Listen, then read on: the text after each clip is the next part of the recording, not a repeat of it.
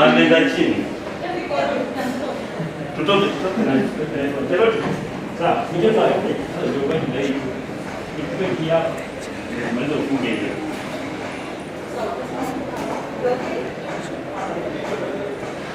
Lakini sasa tafunga. Niko kifunguo iko wapi?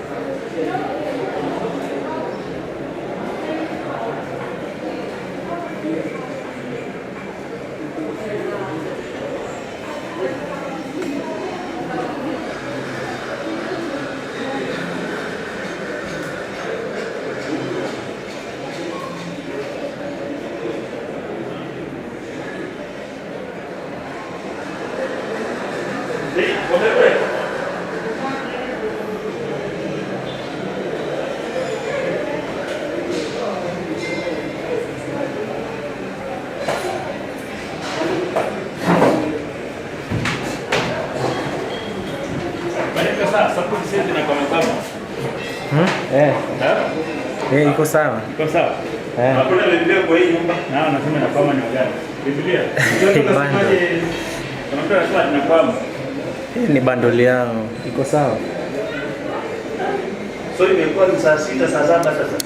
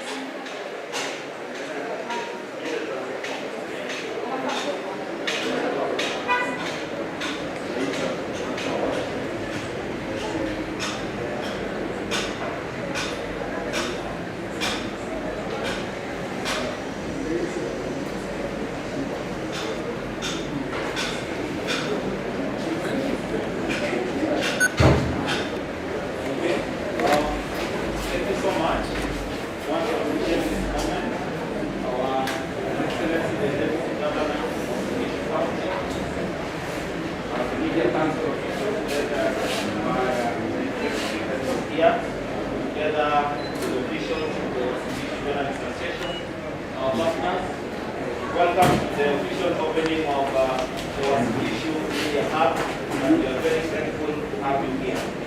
So before we proceed, we Father Martin to bless this day, and then Apeana mic. be able to start the text.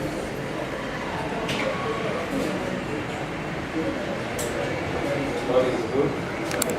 All the time, good. So, prayer. Kwa jina la Baba na la Mwana na la Roho Mtakatifu. Bwana awe nanyi. Tuombe. Bwana Mungu Mwenyezi, tunakuomba ubariki chumba hiki, uweze kujaza na baraka zako. Uangalie nyumba hii, uibariki, uitakase, ili wote watakaotumia jumba hili kwa ajili ya utumishi na kazi zako mbalimbali waweze kunufaika na neema yako, wawe na afya ya mwili na roho, wawe na nguvu ya kushinda kila lililo ovu, wawe na unyenyekevu, wema na upole, washika amri zako siku zote, wakushukuru wewe Mungu Baba, Mwana na Roho Mtakatifu, na waweze kupata riziki yao kila wakati.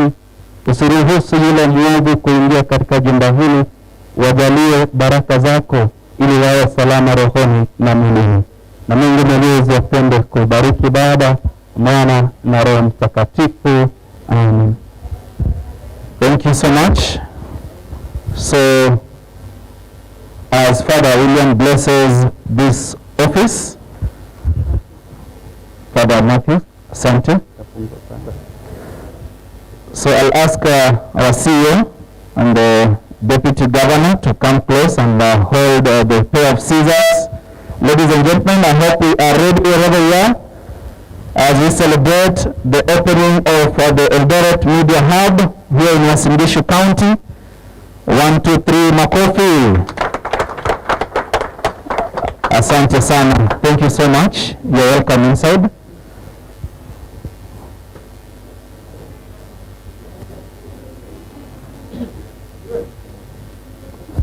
We will have the signing of our visitors book. Karibu sana.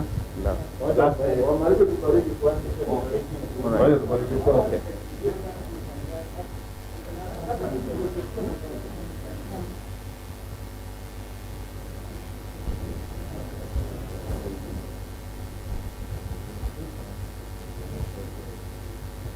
Okay, that's how.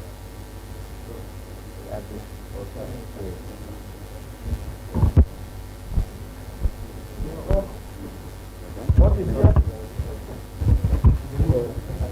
This is a studio. This is a technician. Use that. Right. So, as I see you, this is a recording studio. Director. Okay. Okay.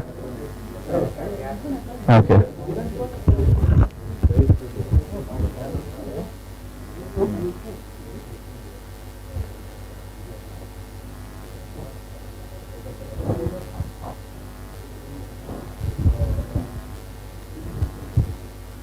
So together with us, we also have our partners who are really supporting us.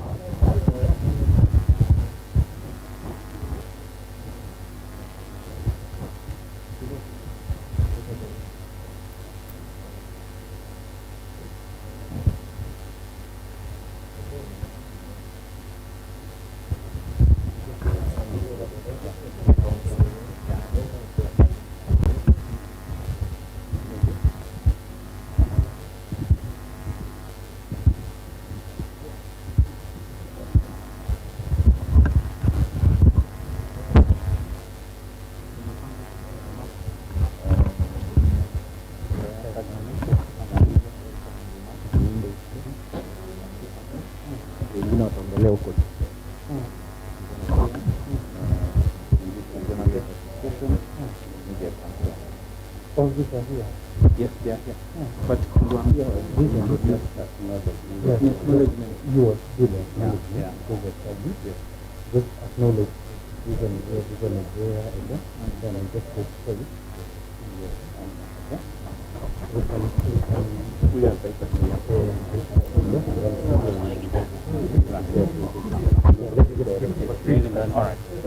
right, we are signing the visitors book now. I'll ask our Deputy Governor, our CEO, our Director, our DCC to kindly sign the visitors book. Can have seats. I'll kindly ask some few members just to give the space. Remember the COVID protocols also. Okay.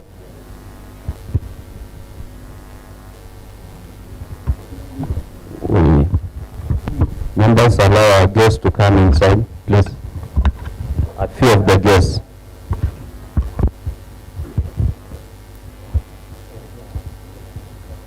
Okay.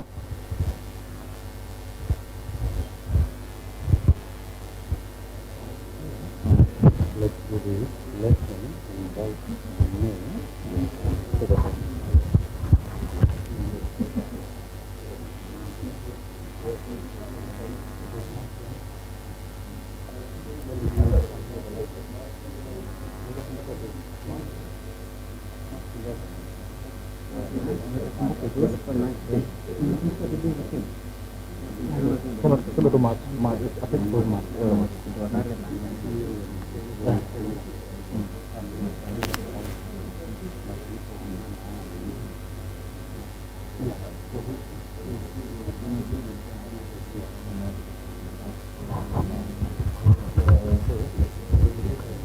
So as the signing of the visitors book goes on, I want to acknowledge and appreciate our able partners led by the County of Uasin Gishu, the County Commissioner's Office, and of course Transparency International, who is well represented by, thank you so much, our DG. We have the Office of the Ombudsman, that is Commission on Administrative Justice. We have Sayare Radio and TV. We also have Upendo Radio under the Catholic Diocese of Eldoret. The Office of the Senate, which is well represented. We also have our different media houses, or media schools, Moi University, School of Media, Prudent Media College, Eldoret Technical Training, Eldoret Aviation, Cambridge College, and of course Kenya Institute of Mass Communication, which landed here in Uasin Gishu 2 years ago. So I'll ask our partners to kindly take position. Karibu sana. Karibu Bishop Wycliffe. We also have Yako Supermarket, well represented by Mr. Sim. Karibu sana. Thank you.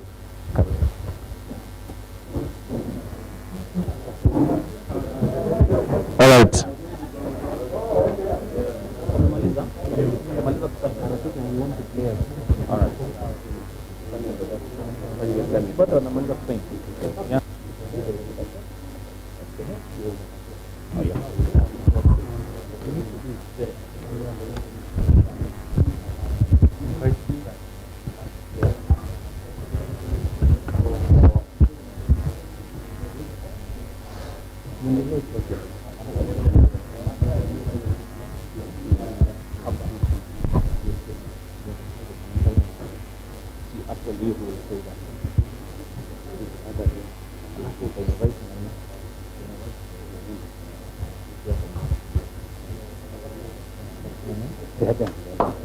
All right, let's appreciate visitors. Tupige makofi guests.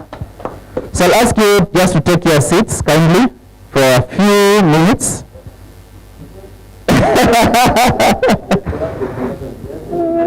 Father Matthew, we have seats, something small, our BCC. Because our focus now is on the other side of the wall, where we have something about this, our journey. Naona DJ Mamua atasimama.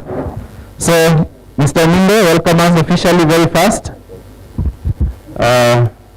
Wale ambao wametoka kwa ofisi ya gavana kupitia kwa naibu gavana, the CEO Media Council of Kenya and other partners present here. Good morning. Hamjambo tena. Yangu ni mafupi sana. Nachukua nafasi hii kuwakaribisha nyote katika ofisi hii ambayo inawaleta pamoja wanahabari zaidi ya 40 kutoka eneo hili. Lengo la ofisi hii ni kuwezesha wanahabari kutoka vituo mbalimbali kuwa na mahali ambapo watakuja kukaa pamoja na kufanya kazi yao katika mazingira tulivu. Natumai kikundi kimekuwepo kwa muda, tutaelezea, lakini mnapokuja hapa tunashukuru kwa sababu pasipo usaidizi wenu hatungekuwa tumefikia hapa. Without the help of Media Council, the administration, the church, and every other person, the members, we will not be here. I want to thank each one of us for the support that you have given unto us. Mine was just to tell you, welcome, this is home. Whenever you come here, you are welcome. If you have an issue to share with the media, this is your place, this is your office. It's not our office now, it is your office. That's why we have called you to come and acknowledge it and participate in the opening of the office. Finally, I want to say this.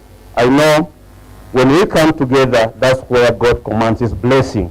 Psalm 133 tells us that the power of coming together, that's where God will command his blessing. Our coming together has been a blessing to most of us.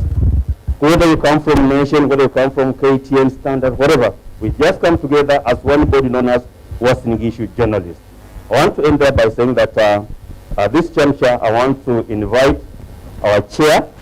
My name is Titus Zominda. I'm just the senior member of this association. I always encourage young people to come together and grow for the common cause. I work with the Nation Media Group as court and crime reporter. Chairman Karibu. Okay.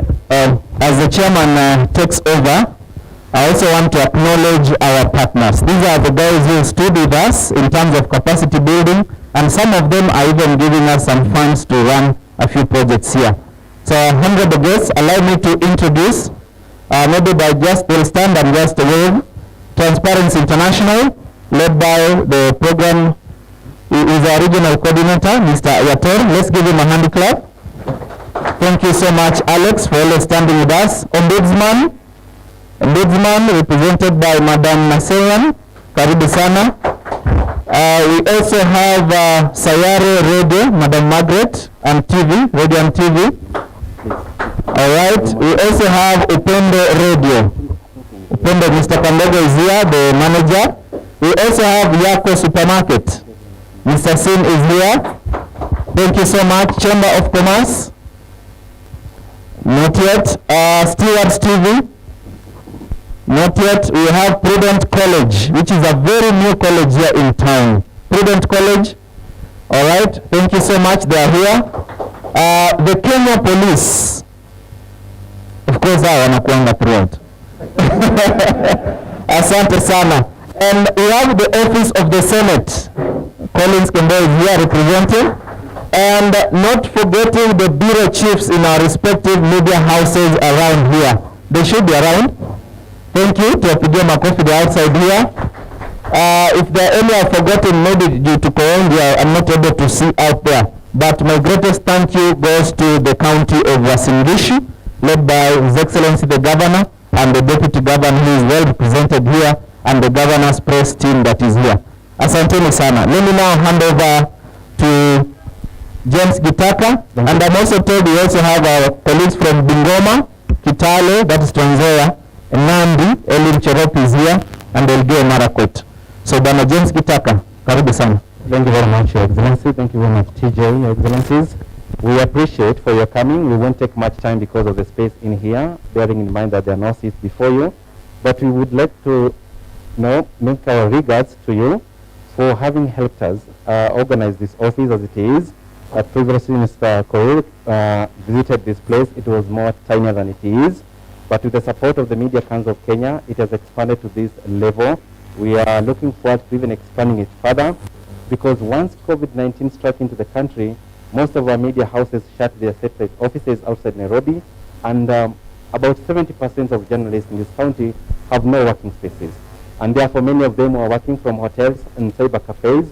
It was not a prudent place to work from, bearing in mind the risks and also the exposure to some of the harassment and sexual harassment, especially for female journalists. And many of them have always opted to change their career because of an unconducive working environment in the industry. But with this setup, as humble as it is, it has provided many of us some hope to continue working in the industry. We have a small library here that helps us in the stories that we are working on, and we appreciate all our partners, including Yako Supermarket here, who did help us to establish ourselves in the very initial stages, and we appreciate the business community. I wouldn't want to talk much, Your Excellencies. There's a very short video clip, 5 minutes, that narrates our journey to where we've reached so far.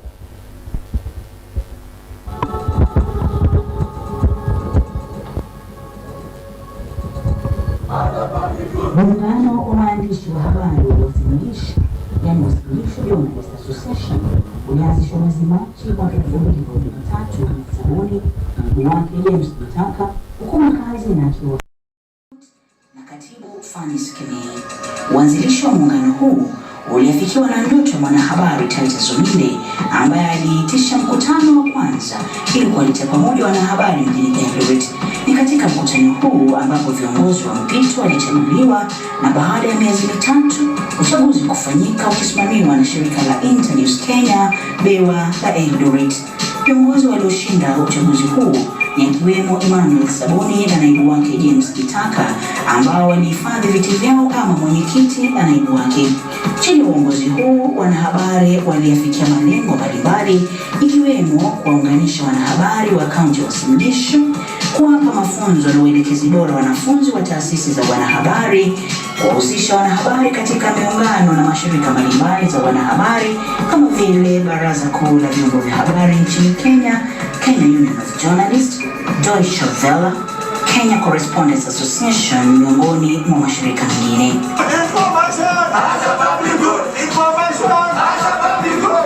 Mwaka wa 2014, wanahabari wa kaunti ya Uasin Gishu waliungana kwa pamoja kwa mara ya kwanza kushirikia siku ya wanahabari duniani nje ya jiji la Nairobi. Sherehe hii ilifanyika wakati wanahabari wengi walikuwa wanapitia changamoto sihaba katika kazi zao, ikiwemo ukandamizaji. Tarehe 30 mwezi wa 4 mwaka 2015, mwanahabari John Kitui aliuawa katika hali tatanishi.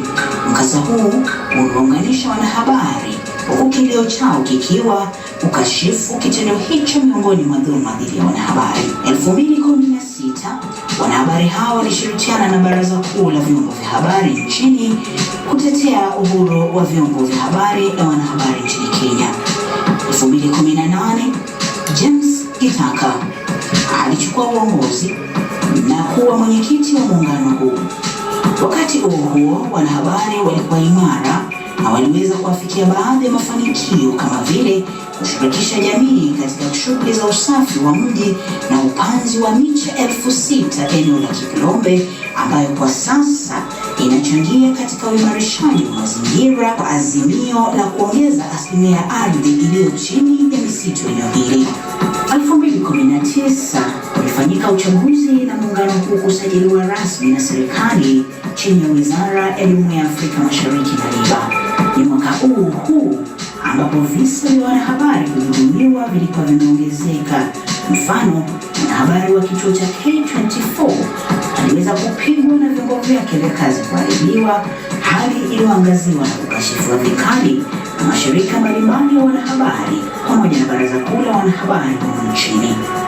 Mwaka jana, baada ya kuzuka kwa virusi vya COVID-19 nchini, baadhi ya wanachama muungano huu waliathirika pakubwa, huku vyombo vya habari vikifunga afisi zao mjini Eldoret.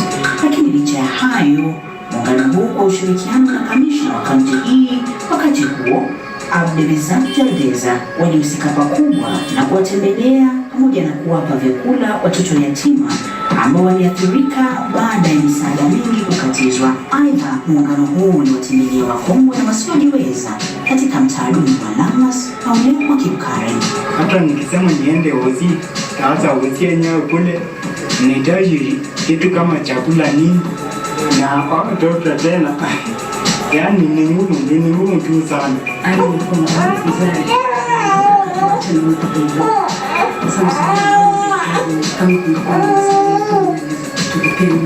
Kwa hivyo tumeona kwa njia ambayo tunaweza kwa wakati huu tuweze pia kushirikiana nao na kuwasaidia.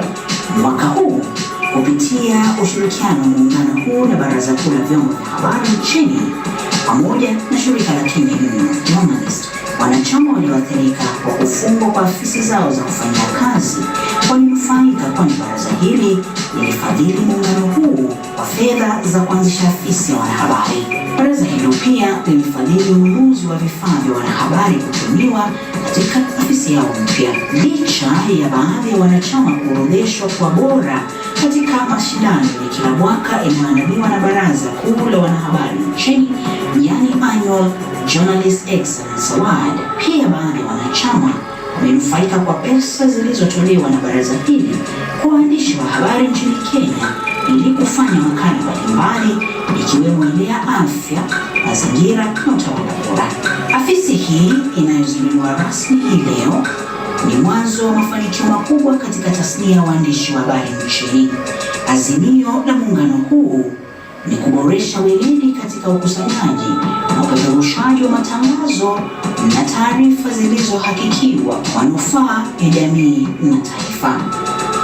Wale wote waliofanikisha makala haya wakiwemo viongozi na wanahabari wa muungano huu ni kwa mtayarishi na msimulizi Masi Taira.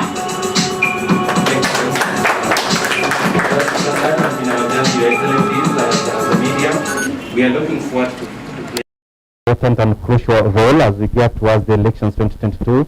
We intend to use this facility, although as you've seen, we are lacking in some of the areas like the computers. We want to counter fake news and misinformation through this facility. We'll be developing very soon with the support of our partners here, an online radio where journalists can actively pass information that demystifies some of the fake news that could rise up as we get towards the elections. So we appreciate so much the partnership that we've had, and we are really looking forward to working together with all our partners. Back to you. Thank you, sorry, Chairman. I'm sorry for coming back. By the time tulikuwa tunatazama that documentary, they mentioned the name Titus Ominde. And I want to say that the first meeting that we had, ambayo nilisaidia kuorganize, it was not my own effort. I want to acknowledge one of the leaders. By that time, he was a businessman venturing into health services in this county, and currently he's a member of parliament. I went to him and told him that I have a desire to bring together journalists from this county, but I need to be helped.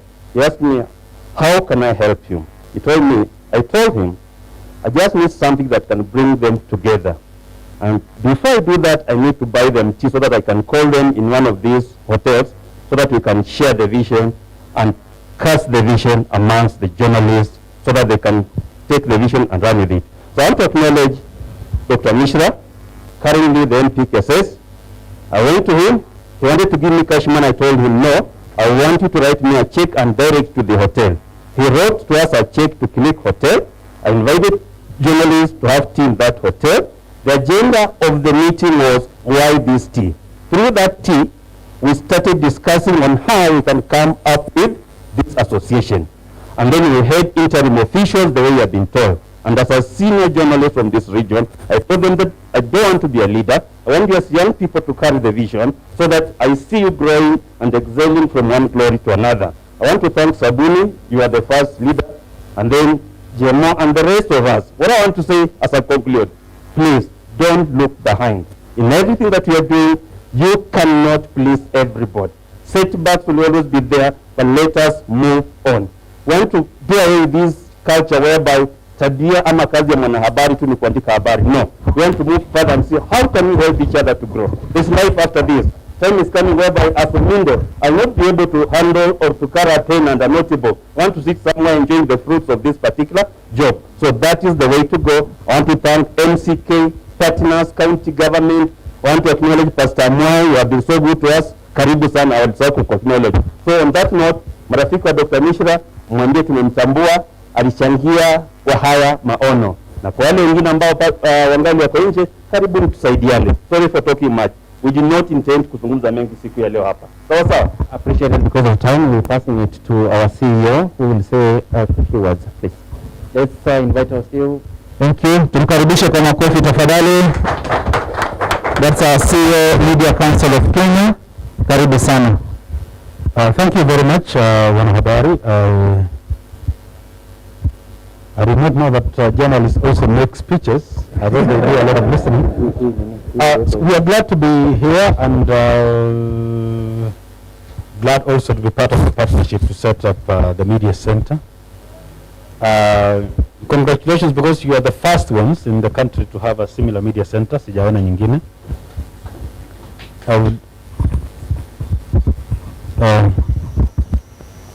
Congratulations for setting up the media center, and I hope that the whole idea is to provide journalists with an ample working environment, because as we say that with the reduction of regional media houses and workplaces, journalists are left to use cyber cafes, sometimes using bar stools or restaurants to file stories and all that.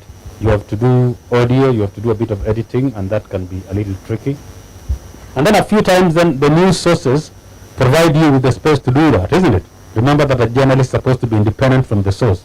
But if you rely on the news source, hata kama ni bwana deputy governor, to give you space to edit your story, you cannot write a bad story about him, isn't it? He won't allow you to do that. So while of course congratulating and appreciating the effort of the county, we are happy that this center will be a center of excellence in journalism.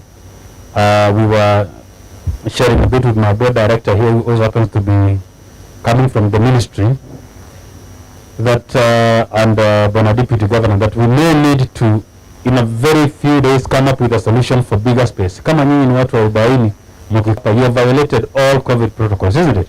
We don't want to come back to Eldoret for a burial. We want to come to celebrate journalism excellence. So maybe before the end of the day, or before the end of the month, we will have discussions about a bigger space, so that we can have a few more computers, a few more audio suites, and a few more video suites. The whole idea is to give people an ample working place, and we're going to use the Uasin Gishu project as a pilot to see how else it can work, so that we can secure the safety, independence, and professionalism of journalists. Thanks very much for the partnership with the local community. Bwana Deputy Governor, we agree that we are going to even second a few people to assist here. I had intentions to second an admin assistant here, but sasa sijui atakaa wapi, mtu wa kuwasaidia logistics na kuwapatia maji. Atakaa wapi? Yes? I mean someone who can assist. You can see kutafikia wapi when there is no room. So we will, the intention is we will work on it, provide additional space, get someone to do a bit of admin and all that, so that if you borrow a recorder, anaandika nani ameomba recorder ili urudishe and all that. I hope you are genuine journalists. Si mtu mwingine yako na nia za kisiasa, anataka kukuja ukora kidogo atumie and all that, isn't it? So congratulations, and we hope that you remain professional all the time. Thank you very much.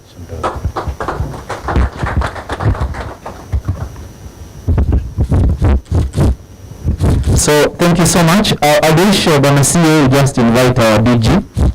Yeah, thank you so much. And before I invite the DG, I want to do three things. Number one, send in an apology from the PSS that was supposed to be here.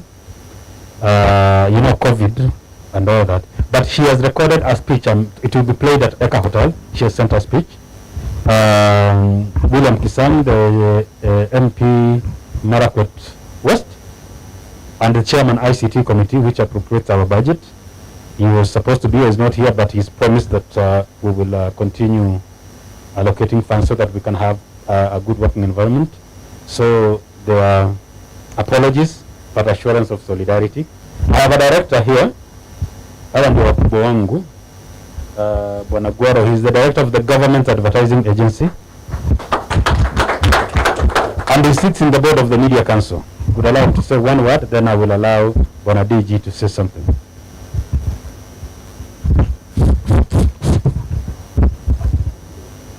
Habari wenzangu. My name is Ogaro, as you've been told. I'm the Director of Government Advertising Agency. I want to be very brief because we have another session, but DG, I want to say this is the first thing I've seen happen.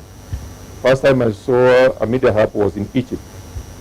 We were there on a tour, and it's one of the most sacred places to go. It's more of a cooperative for journalists. It goes beyond what they are doing here. They have other interests.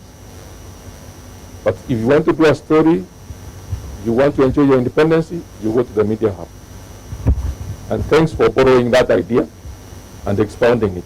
We wish you well. We want to explore the possibilities of bigger space for you to operate in and other extended support through the board of the Media Council.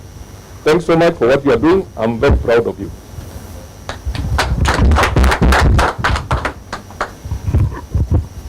Thank you so much. Let's give him another bigger hand clap. Thank you so much, Director. We also have our Deputy County Commissioner, our DCC, Sanitize. Thank you, Mafat. Thank you so much, Manasi. I was almost being forgotten, and I'm the host. That would have been rather unfortunate. Thank you so much, our Deputy Governor, our CEO, and members of the Fourth Estate. Good morning, everyone. Is it morning or afternoon?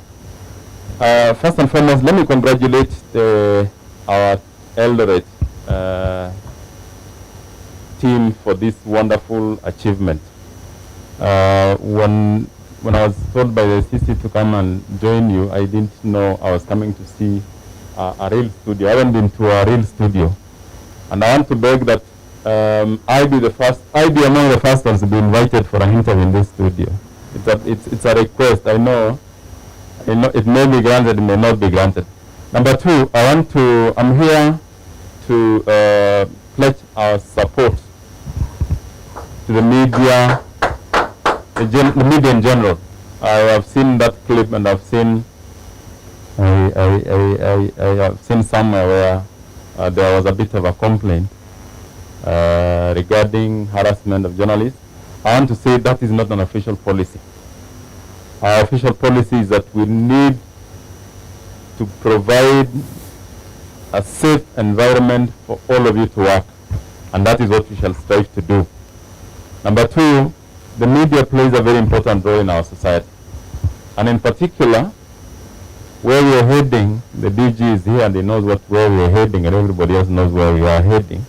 We're heading into an election, isn't it? And as we head into an election, we are well aware of what might happen. We are well aware of the challenges that we're going to face.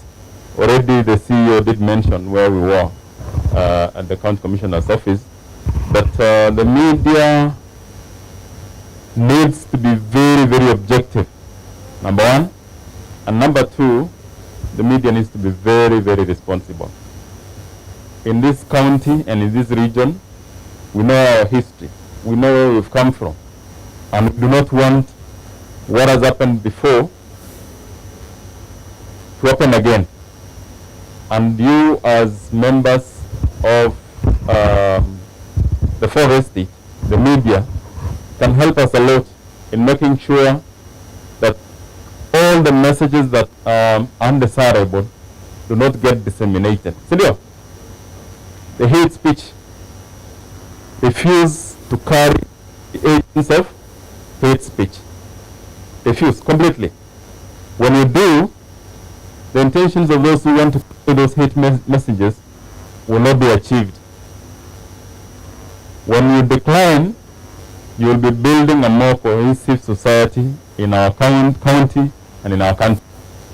I want to say that except for a few isolated cases, which we all wish to condemn, the media in our county has been very, very supportive. And I have no reason to believe that you will not be supportive in the days to come.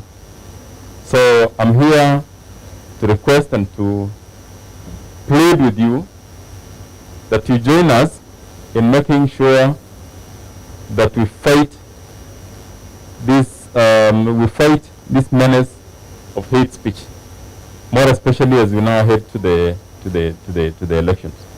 Otherwise, on our part as national government, we shall stand with you when you're doing the right thing, and I know you are all out to do the right thing. You're all out to inform. You're all out to educate.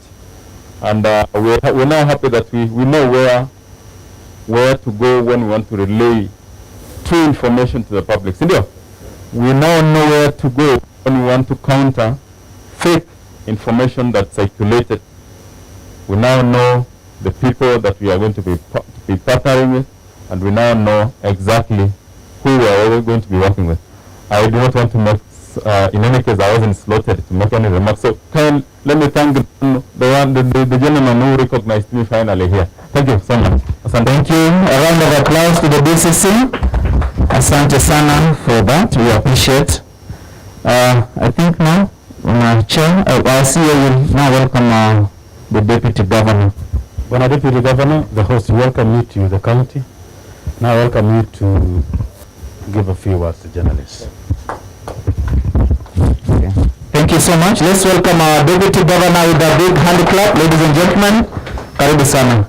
The CEO, Media Council, the DCC, ACC, the Director, Government Advertising Agency, all protocols observed. I'm Jambo. I'm delighted today to be part of this important occasion where we have a hub for journalists. And I'm happy to note that you are the first in the country. We are the first in the country. So that our journalists can get a place where they can call an office. You can refer people that go and give you a story at a particular point. Previously, it was very difficult. And it could have even made some people avoid the profession because of the working environment. And I'm sure today, with our office, and I'll request the CEO, looking at the size and looking at hearing the numbers, it is good you have said you are going to consider something so that they can get a number of working space, especially at this COVID era, that they can be able to do their work uninterrupted. Two things I want. I want to thank the media people in Uasin Gishu for the cordial working relationship with the leadership of both the county and national government agencies. For the 9 years I've been in office, we have never had a complaint. When I see you, these guys have been the ones seeking confirmation. And we give them our numbers, they will call you or leave a message that they want to get this information before it's released to the public. That's the way to go. I want to urge you, as the DCC and NAPCO have said, I would request the media to be very, very helpful to this country. Those people who spread hate speech, those people who use vulgar language, those people who undermine other leaders, give them a blackout. Because out of those sentiments, it is stirring up the people towards an election, and it's not good for this country. We know where we have come from, and we have said the past is gone. We are out to build a better future and a strong, united country. But we don't want leaders, people to be given airtime, even for a second, when they are out to pass out divisive information. I will also request the media. In other parts of the world, it's not in Eldoret, but across this country. In other parts of the world, when somebody is injured, they hardly show the picture because they believe that's not good. Let us enforce the same. Sometimes we see in our papers and pictures that may not be so good. Let us assist to remove. I want to talk to the media owners. When the country gives freedom of expression, we want the media owners to honor the same. In the past few months and some few years, we have seen journalists losing their jobs because they were accused of giving audience to somebody who does not agree with media owners' political. When you do media work, it should be open for everybody. But when we see a young person who has a good career, who has grown, being fired because he may have entertained somebody who the media house owners may not like, is very unprofessional. And I want to advise them for free that by doing that, you may reduce the audience to your media house. We want every media house to compete for space and allow anybody to pass out information that is good for this country. Let us get an ample time to get a message from everybody. But as individuals, we will make our independent decisions as to what we like or what we don't like. That should be all right. But denying people a chance to air views through the media because they don't agree with your persuasion is wrong. And I will urge Kenyans to punish such people by not listening to them. Your station. Let a blackout. So that we can have a vibrant, democratic society. Democracy is not just, it's for every aspect. That's why we are in freedom of religion. In Kenya, we manufacture churches every week, and the government registers them. We also want the media houses to be open for all ideas, so that Kenyans, on their own right, can select what they like and what they don't like. Ikimalizia, this is an Olympic season. I want to ask the government that it was shocking for us to lose steeplechase. And this is because we have not invested in athletes. We have been succeeding because those athletes have been coming from the Kenya Defense Forces and Kenya Police. And every year or 2 years, the government has been recruiting athletes to be part of those government agencies. Through that agencies, they have been able to train and be able to perfect their talents because they can sponsor, they have ample time. You know, when you have resources, my friend, your mindset is okay. But now, remembering that in the last few years, they have not been taking them. Last year, the whole year, there was no competition. We lost. And even we never lost last year because of the COVID. We lost from when they stopped bringing in new blood. And I gave a warning in 2019 when in steeplechase, I think in Doha, the Kenyan champion then, Conseslus, survived by whisker. And I said, ukiona simba wanang'ang'ania nyama na fisi, simba amekwisha. Very soon, fisi atachukua nyama yote. So when we survived there, I knew things are not working. We want to ask the government, they have been supporting our youth by employing them in Kenya Police, Kenya Army, and that's how the backbone of athletics has been. Today, we are looking at Kenyans carrying other countries' flags. We want Kenyans to be proud of their country and carry their own flag to the Olympics. And when you see a Kenyan, you know that's a Kenyan. But now you'll be told Kenyan from another place. Kenyan name, but from another. We want to build the youth and ensure that they are able to grow and carry the flag of this country high. Kwa hiyo machache na mengi, nashukuru all the sponsors who have supported this journey, and we want to hope that we are going to grow, and this media hub will be an example for others that will come from other parts of the country. Kwa hiyo machache na mengi, Mungu awabariki sana. Thank you. A big hand clap to His Excellency the Deputy Governor. Thank you so much for the wise counsel. Your Excellency, right now, I'd like us to cut the cake, but simply, okay, thank you so much. We should just move it towards there. The cake is going to signify the beginning of this union as you eat together. Even those outside, we have not forgotten you. Tuko hapa ndani. I know you're watching us live. Are we live? Yes, we are live. Yeah, we're on Facebook. All right. So I'll ask Father to bless this cake. Then I'll ask DG and our CEO to come close to the table.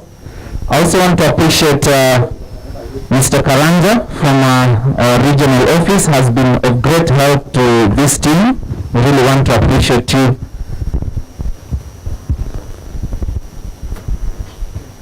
Now this cake has been provided to us free of charge by Sky Cake. These are the champions in cake making in this town. So let's appreciate Sky Cake, ladies and gentlemen. Asanteni sana Sky Cake for the wonderful work.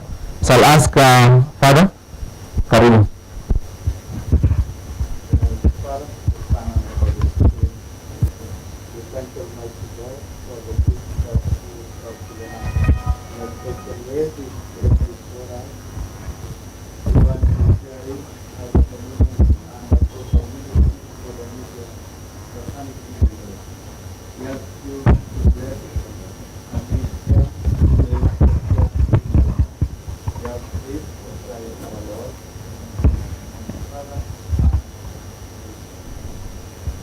Thank you so much, Father Matthew.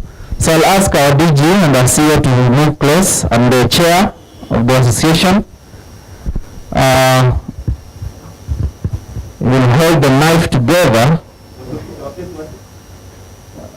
What's our picture? Manager direction? Where is the Tyra?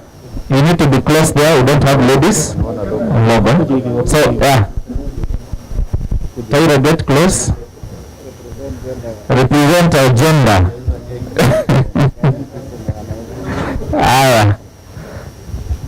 Yeah, that is better now. Thank you. So those watching us, we are now cutting the cake. Alright, so do we count or we sing? Alright, and the cake inakata. Wapi makofi? Let's a big hand clap as we cut the cake. Uasin Gishu Journalists Association, Eldoret Media Hub. Thank you so much. So, Taina, fanya vile wewe unafanya ukikata ugali, but hii ni keki. Alright. DJ anajua. He's been in this. Alright. Asante sana.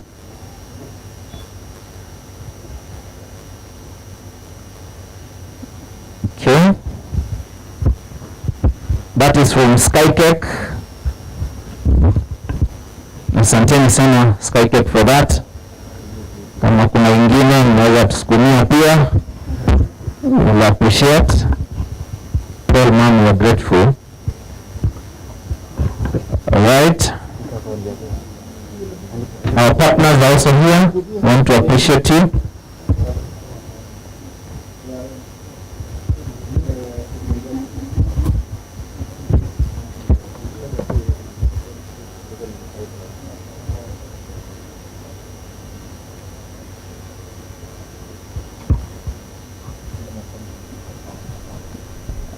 Is Bishop around?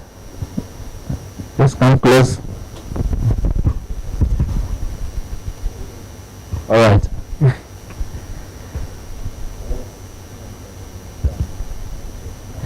Yeah, so ni wakati wa kulisha keki. Ni ndogo. Mtu ndogo kubwa.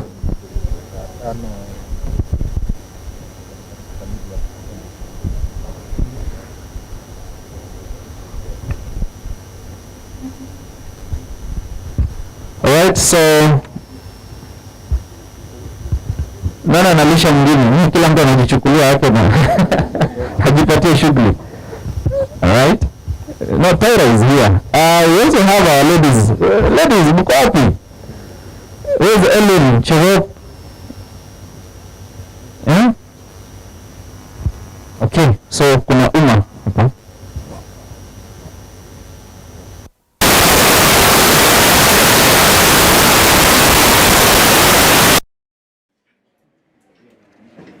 Haya, His Excellency the Deputy Governor amesema anajilisha. Coffee.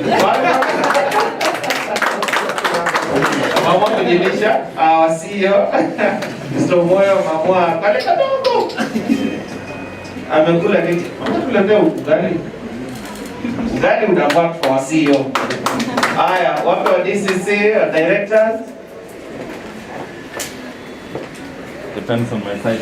Yeah. In fact, we registered at your office. Asante sana. Sisi tumejikazia.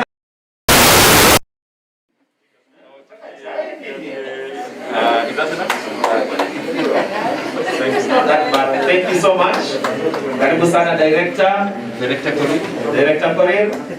Karibu. Where is regional Mr. Karanja? Yes. Ako wapi? Hey, but si tunaumia nayo huku, so wewe kuja. Kia iko ba. Aya, Transparency International. And then Office of the Ombudsman. Bishop, how can we forget Office of the Governor? Where is Mr. Tarus? And Moffat also is powerful. Moffat plays a key role in security. Asante sana Moffat. TI imechukua? Alright, Alex is there. Tarus anatafsiri kubwa.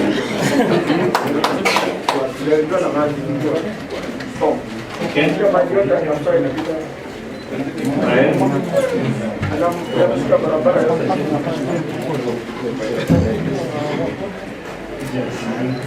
Right. Father. All right. Bishop. Mr. Singh. Yeah, the supermarket. Yeah. Office of the Senate.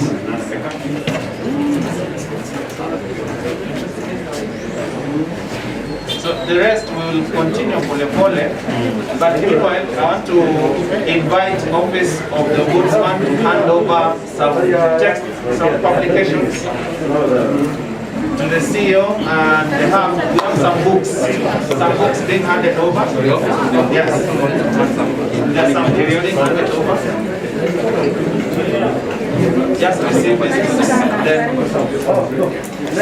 So these books are from the Ombudsman office being handed over. We developed this book in partnership with the Media Council. Yes.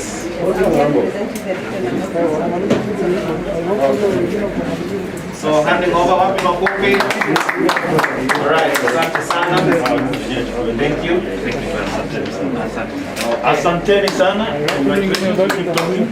Meet at the other end. Okay, thank you. Thank you. Asante. So, thank you so much. The rest mnaenda kujia keki one by one. Our guests at least will get a piece, eh? Yes. Yeah, I know that. Colleagues? At least get a piece,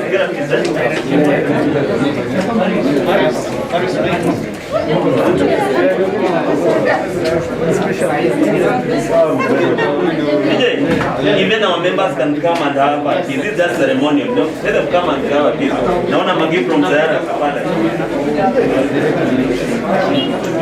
How about this, my dear?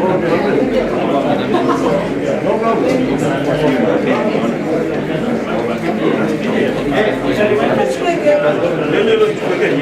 And then we have refreshments. Let's come and have refreshments.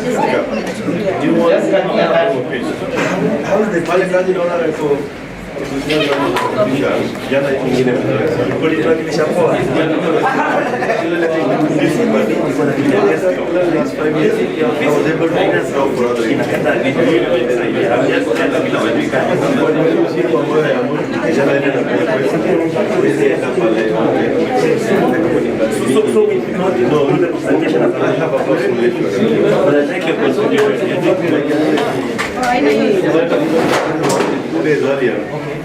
Come and see director directly.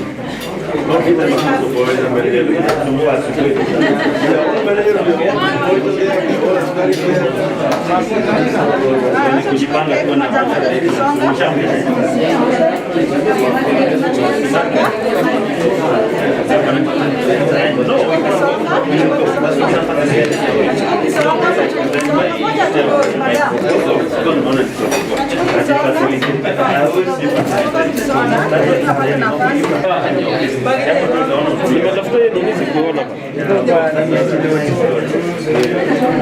Hii kenye iko live.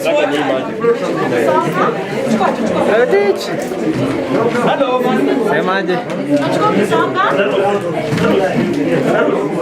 Organize for members, twende fanya kwa hiyo bana yao. Tupigwe picha pale.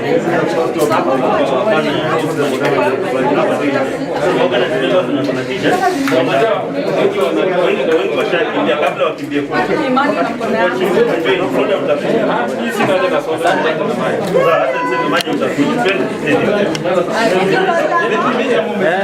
Imeisha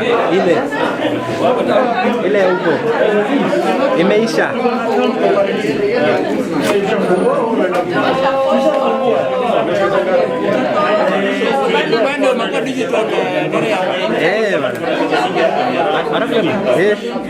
Kuna msichana alikuwa anaomba footage hapa. Sijui utasaidia yeye. Tuna record. Nimerekodi. So utamsaidia. Atakufuata, nitamwambia kufuata kama anataka. Aje huko.